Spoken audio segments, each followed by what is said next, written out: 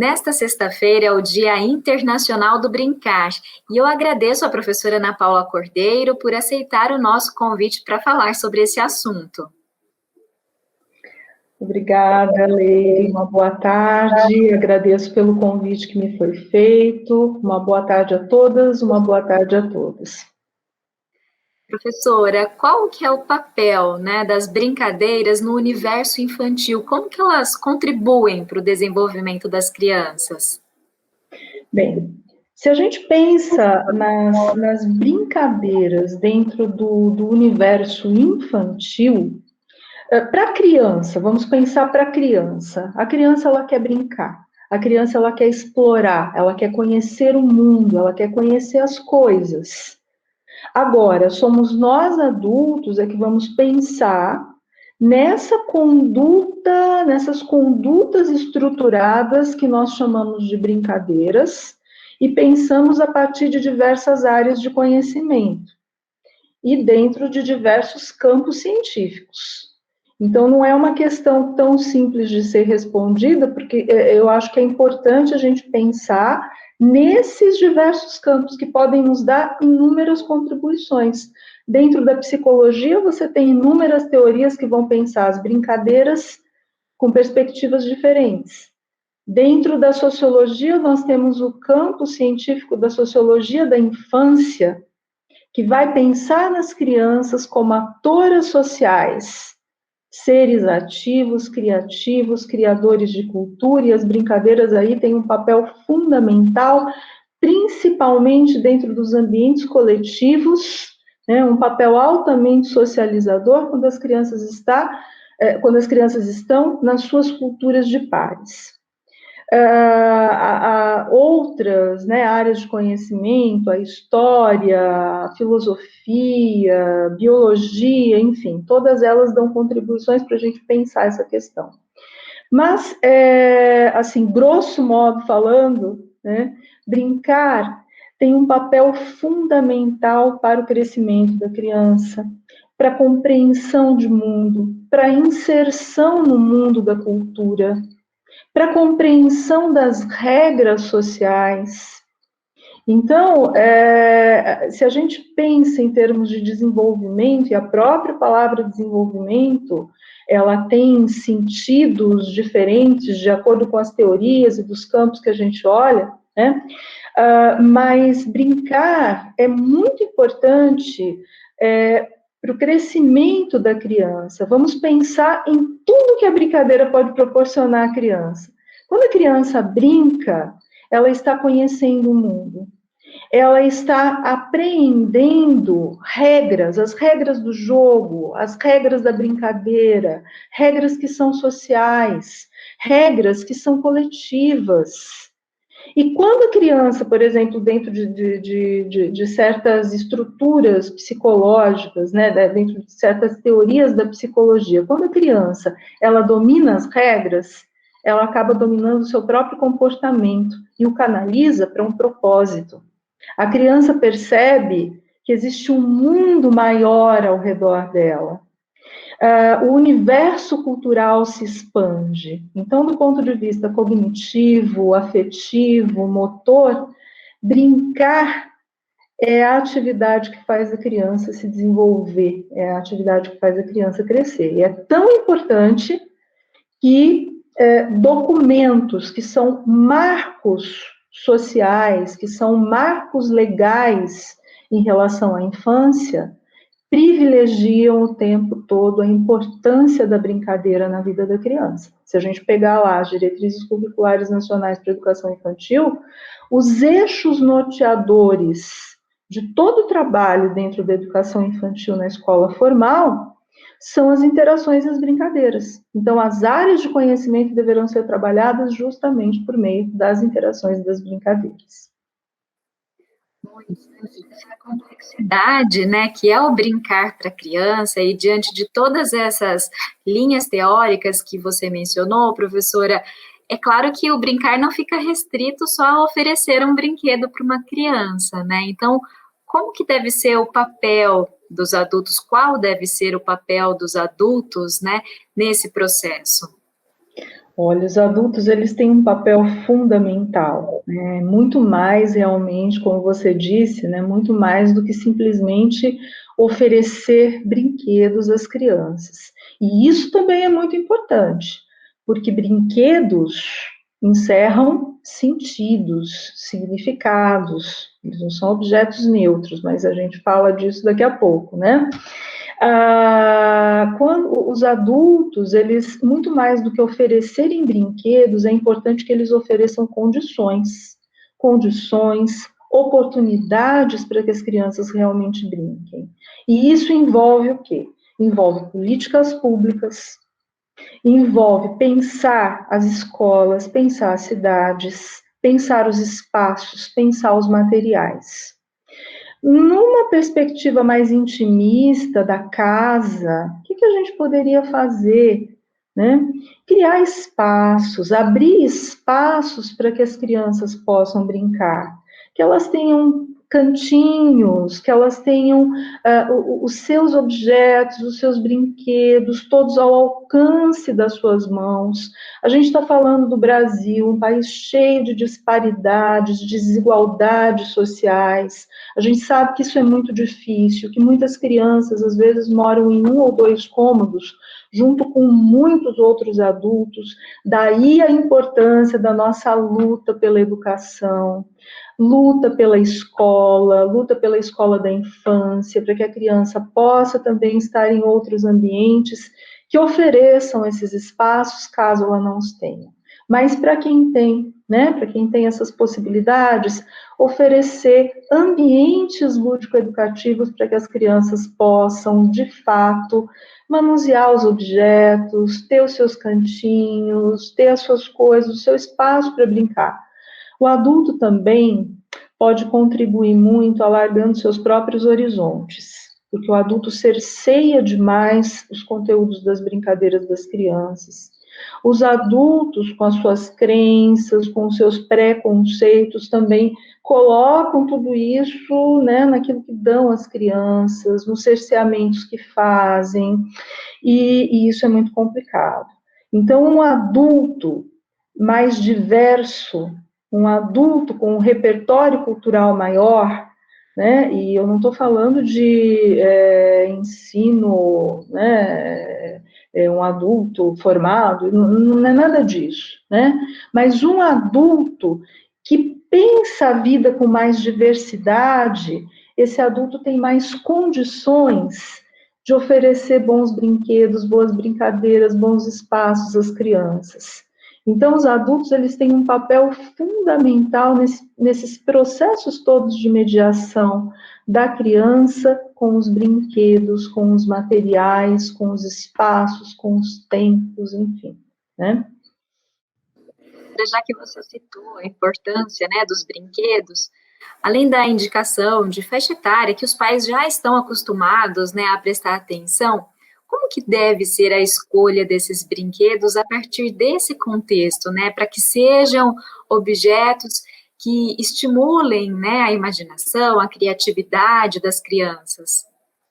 Olha, Leire, eu coordeno uma brinquedoteca móvel há cerca de 20 anos, né, que é quase 20 anos. É o projeto Ludibus da Unesp, da FFC Unesp de Marília. Então, é um ônibus lúdico, que funciona como biblioteca, brinquedoteca e ateliê. E nós desenvolvemos um trabalho em toda a cidade de Marília, né, na educação básica inteira, desde o trabalho com os bebês até escolas de ensino médio nos chamam. Então, nós desenvolvemos um trabalho com a educação básica toda mesmo, na cidade de Marília e em cidades próximas.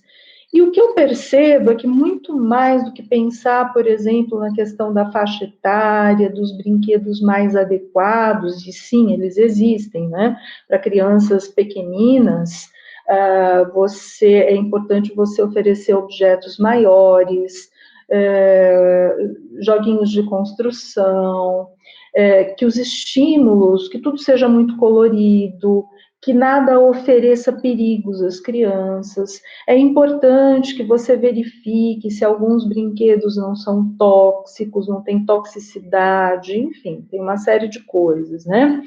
Mas é importante, eu acho que tem coisas anteriores aí. O que é o brinquedo, afinal? Né? O brinquedo, ele é um objeto cultural. Ele faz parte da civilização, da cultura humana. O que nós hoje chamamos de brinquedo, nem sempre foram brinquedos em outros tempos, em outras épocas. E aquilo que a gente chama de brinquedo, por exemplo, que é tão comum para a gente, a boneca, o arco, o chocalho, pensando no estímulo, né, auditivo dos bebês, isso já foi objeto de culto em civilizações mais antigas. O próprio filósofo Walter Benjamin já disse isso lá nas primeiras décadas do século XX. Né? Então, é importante também salientar que o brinquedo, ele é brinquedo durante as brincadeiras das crianças. Eu tenho como exemplo, olhem só, né? Eu tenho aqui uma Penélope Charmosa, personagem de desenho animado, que foi muito conhecida, né, nos anos 70 das crianças brasileiras. Então, eu fui criança nessa época, né? A Penélope, ó, acho que de ferro, alguma coisa assim. A Penélope, para mim, é um item de coleção. Mas para minha sobrinha de 2 anos e meio, quando ela chega e quer brincar com a casinha, porque eu tenho vários materiais, né, em casa, que eu uso para as aulas e tudo mais, ela gosta da Penélope, ela coloca a Penélope na caminha, a Penélope se tornou um brinquedo. Essa tartaruguinha que ela chama de Aruga, Aruguinha, também é um enfeite da casa. Mas como ela é pequenininha e cabe direitinho na casinha, a tartaruga virou um brinquedo. Já a boneca, a Elsa, né, que tem essa finalidade de brinquedo, muitas vezes a Cecília, minha sobrinha, deixa de lado, né, porque ela está mais interessada na Penélope. Então, nesse momento, a Penélope é que é o brinquedo. Né? E os brinquedos, eles encerram uma série de sentidos culturais, por isso é muito importante a gente pensar neles. Se você pensa na boneca, quando você oferece apenas um tipo de boneca, né, uma boneca no estilo Barbie, dentro daquela estrutura mais antiga, a boneca é loura, longilínea, de olhos claros, você, de certa forma, passa uma mensagem à criança de que aquele é uma espécie de modelo ideal de beleza. Né? E hoje nós temos no mercado, inclusive a gente pode construir brinquedos, né? Tantos brinquedos podem ser feitos, as crianças amam bonecas de pano. Você tem no mercado uma série de bonecas com muita diversidade, bonecas pensando nas etnias, bonecas pensando nas especificidades humanas, bonecos, super-heróis. Então, tudo isso pode ser dado às crianças, né? Você tem a indústria do jogo educativo também, porque, na realidade, os jogos, os brinquedos, de uma forma geral, eles educam, mas a gente determina, né, que certas coisas, por exemplo, os círculos de frações, esse educa, né, e traz a matemática para a criança. Então, você tem os pedacinhos coloridos, e a criança vai juntar esses pedaços e tudo mais. Mas vejam, né, é uma indústria também, e muito lucrativa dentro do sistema capitalista. Mas isso você pode fazer com outros materiais e com materiais que você encontra em casa mesmo. Então, oferecer essa diversidade de brinquedos e materiais, eu acho muito importante. A questão da faixa etária é uma coisa muito interessante. Nesses 20 anos, eu tenho percebido que o mesmo tipo de brinquedo, o mesmo tipo de jogo pode ser ressignificado por crianças de diversas idades. A gente tem aqui os bricks de montagem, né? Então, você tem essas pecinhas aqui. Crianças menorzinhas, elas vão fazer as suas construções. As maiores, eu já vi menino fazendo guitarra, cidades inteiras. Então, a complexidade pode aumentar, mas o interesse pode não decai. Né? Então, os mesmos materiais, bandinha rítmica, crianças, bebês estão chacoalhando ali os materiais do ônibus, e os adolescentes de 14, 15 anos estão fazendo rap funk com aqueles materiais, rimas, na hora dentro do ônibus, dentro da brinquedoteca. Então, é muito interessante observar isso. Ou seja, né, tudo depende desse olhar ampliado e de se oferecer possibilidades, né, para essas crianças. Sim. E, professora, nesse contexto da pandemia, mais de um ano as crianças em casa, muitas delas sem interações com outras crianças, os adultos em home office, restringiu muito essa questão da oferta, né, da variedade de possibilidades do brincar. E aí muitas crianças ficaram com mais tempo de acesso a telas, como videogames, celulares, né? Eu gostaria que você fizesse uma avaliação, né? Qual que deve ser o papel dos pais nesse momento? Como lidar com esse contexto? Olha, eu acho que é importante a gente pensar na diversificação dos materiais, dos tempos. Eu não vejo como um problema, né, as crianças jogarem os games, estarem mais tempo nas telas, até porque, né, estamos num momento muito específico da nossa história humana e tudo mais. Mas é possível diversificar. Não é necessário que a criança fique o dia todo ali, né, vendo desenhos ou brincando com joguinhos de celular e de computador o tempo todo. É possível você oferecer uma diversidade de materiais. Pais podem construir brinquedos com materiais recicláveis com seus filhos. Esses são momentos únicos, são momentos deliciosos, né? Eu tenho visto isso há muitos anos, porque eu ministro a disciplina de jogos e atividades lúdicas dentro do curso de pedagogia, né, na Unesp de Marília, e as alunas que são mães também, quando nós fazemos as nossas oficinas de brinquedos, elas trazem as crianças, elas trazem os filhos, eles constroem ali, né, quando a gente está no ensino presencial, e até mesmo no ensino remoto a gente tem conseguido fazer dessa forma, né? As crianças construindo seus brinquedos com as mães, com os pais, porque nós temos mais alunas que alunos, né? Mas temos alunos também, os filhos também participam desses momentos, então é muito gostoso. É importante pensar nessa diversificação. Eu tenho visto também outras coisas, né? Eu tenho um projeto pessoal que eu circulo pelo interior do estado de São Paulo fotografando. Eu fotografo prédios históricos, fotografo cidades menores, cidades de porte médio. Eu gosto de fazer uma espécie de assim, diagnóstico do interior, um interior que está desaparecendo, então eu busco ruínas. Tem muitas igrejas em ruínas, em fazendas antigas, e coisas que estão nascendo. E, claro, estou saindo bem menos, mas mesmo assim, circulando pela cidade, né, por Marília e cidades menorzinhas, com todos os cuidados, eu tenho visto os pais buscando espaços ao ar livre. Eu tenho visto famílias fazendo piqueniques. Eu tenho visto crianças fechando ruas, fechando quarteirões para voltarem a brincar, e às vezes de máscara, né? Mas elas estão lá, brincando e buscando as brincadeiras ao ar livre também. Tenho percebido esse renascimento, né? Esse desejo de estar mais ao ar livre em família. Tenho percebido isso. Que interessante. E, professora, para a gente encerrar, que mensagem você deixa para os pais, principalmente aqueles que têm uma rotina atribulada, que não conseguem, né, aproveitar tanto esse momento do brincar com seus filhos, que essa é uma fase, né, que passa tão rápido e é tão significativa para o adulto depois, né? Que mensagem, né, você deixa para eles? Olha, eu penso que a coisa mais importante, né?